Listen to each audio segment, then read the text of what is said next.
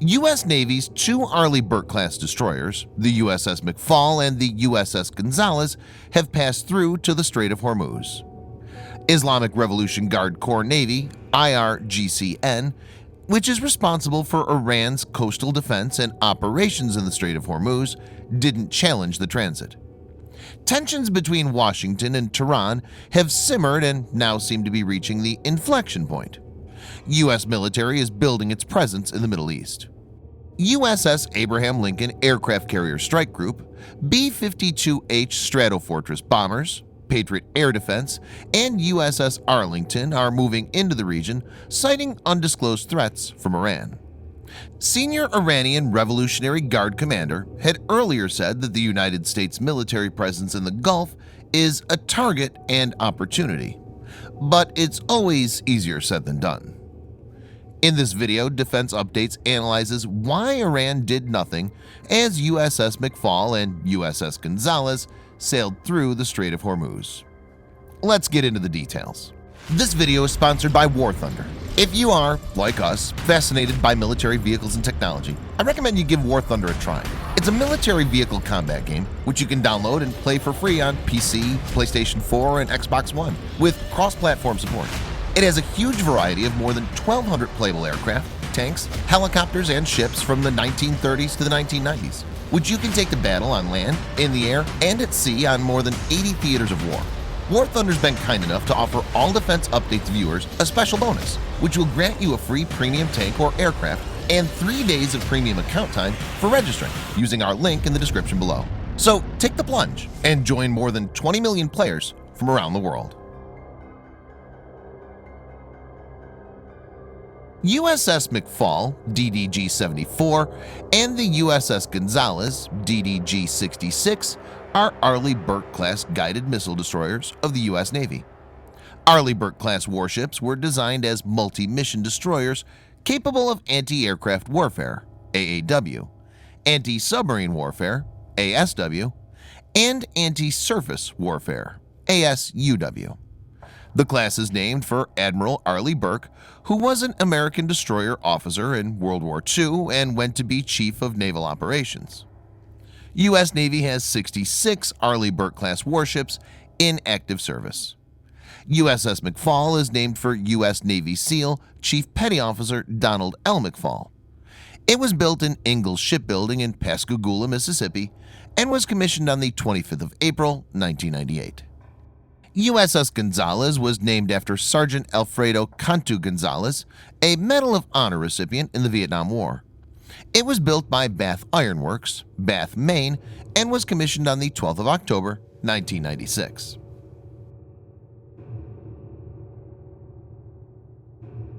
USS McFaul and USS Gonzalez, being an Arleigh Burke-class destroyer, is among the largest destroyers built in the United States. Both have an overall length of 509 feet, that's 155 meters, and displacement of around 9,200 tons. USS McFaul and USS Gonzalez are powered by 4 General Electric LM2500 30 gas turbines producing 100,000 horsepower, 75 megawatt, that drive 2 shafts. They have a speed of 30 plus knots, that's 55 plus kilometers per hour, and a range of 4,400 nautical miles, or 8,100 kilometers.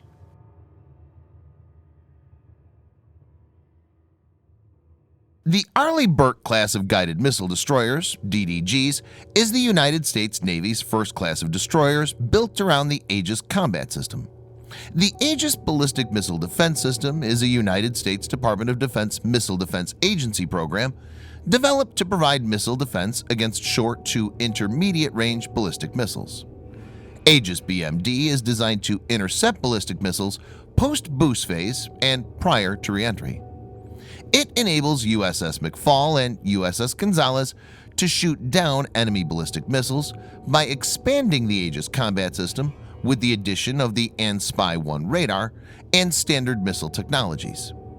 Aegis BMD equipped vessels can transmit their target detection information to other systems and, if needed, engage potential threats using either the SM-2 or SM-3 missile. This is a very important aspect since Iran has approximately 1,000 strategic missiles that are controlled by the Revolutionary Guard.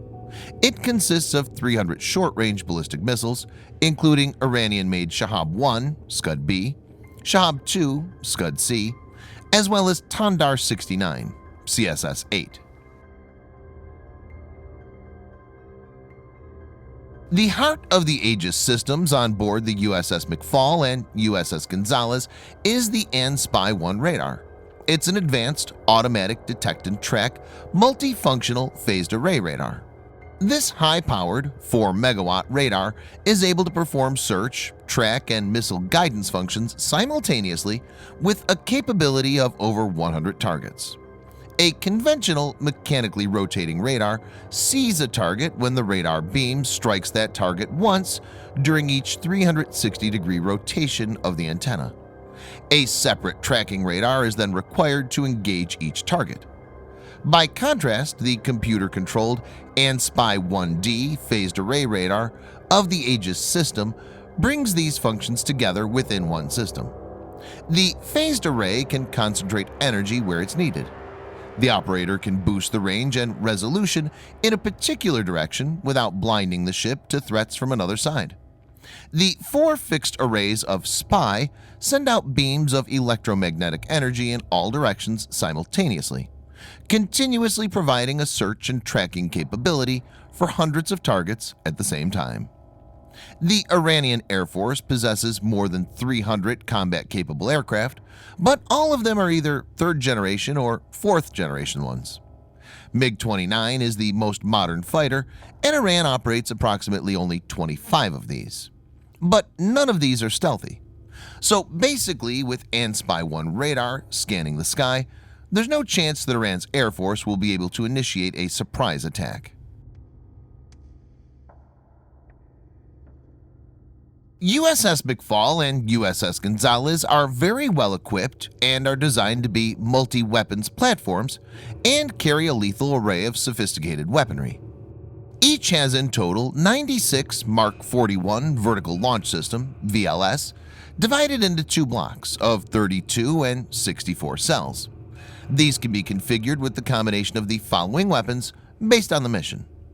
1. BGM-109 Tomahawk cruise missile for land attack. 2. RIM-66 Standard Missile 2 SM-2 surface-to-air missile for air defense. 3.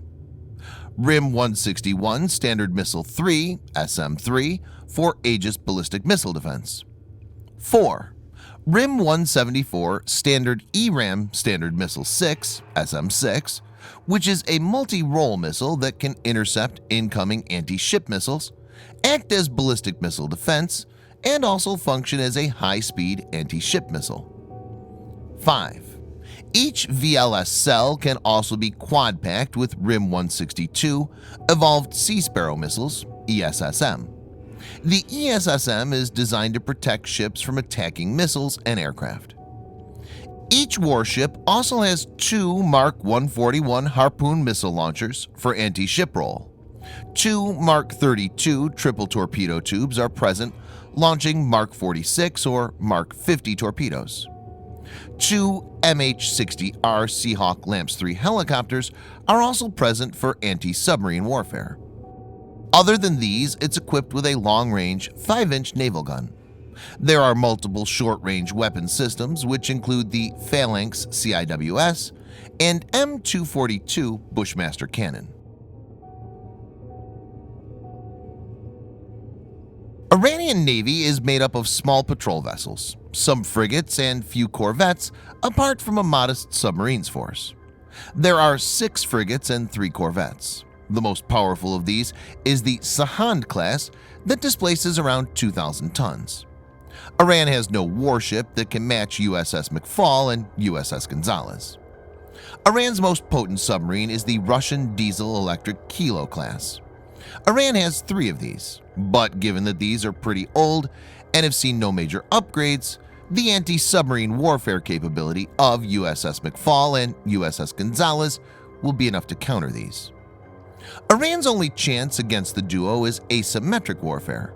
This can include attack using speedboats and Qatar missile.